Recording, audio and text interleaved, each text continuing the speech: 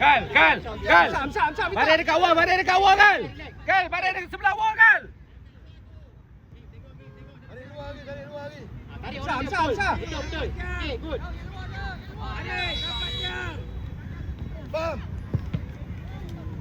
Kali Amar. Alah, lambat tak. Baik balik. Position.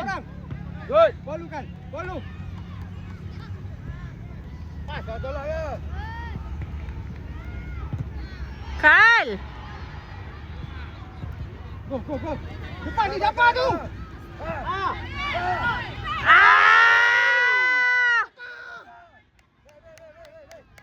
Sabar bapak. Anak siapa?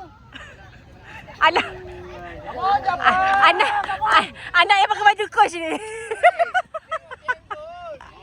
Ya Allah. Tak cantik lah. Satu je aku nak, satu je. Position. Bawa balik. Relax. Buat susah masing-masing. First ball. Jangan sampai. First ball. Press. Press. Biar. Okey. Kal. Kal. Kal ambil Kal. Sepakal. Kira sampai ganti dia dulu. Nanti switch. Kat situ, Fira, jangan jauh. Kira ganti dulu. Okey. Fit, Amar. Fit dekat Japa je. Good, Japa. Japa. Naikkan. Bola dulu. Amsa bola Amsa. Tolong ayo.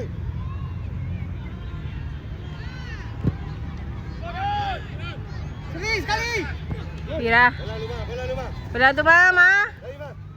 Go, Ma. Okay, good. Amsa, buka tepi Amsa. Buka balik.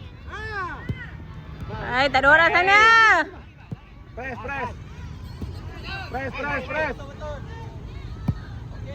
Japa. Japa. Kamu Japa, turn sikit je, try. Bola lu. Oi. Press.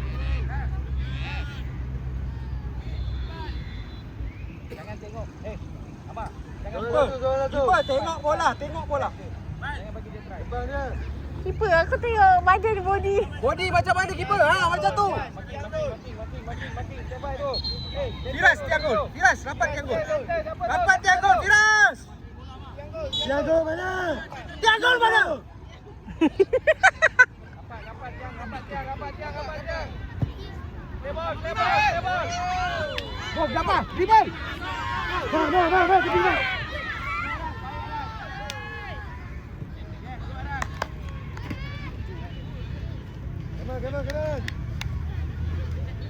Aduh, kita guna benang ni sebenarnya.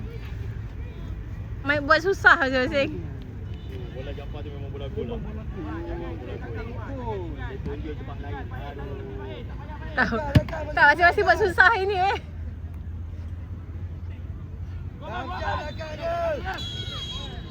Drop again.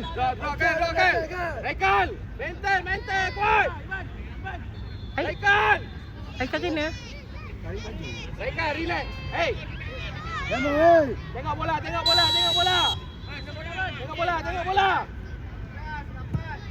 First ball dulu.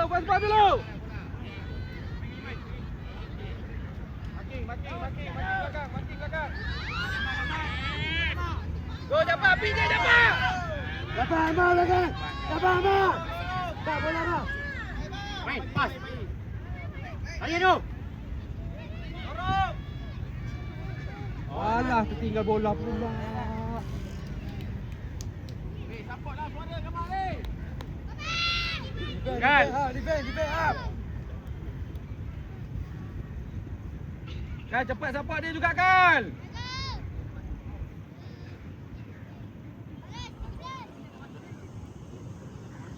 Ha. Balik. Habis dah.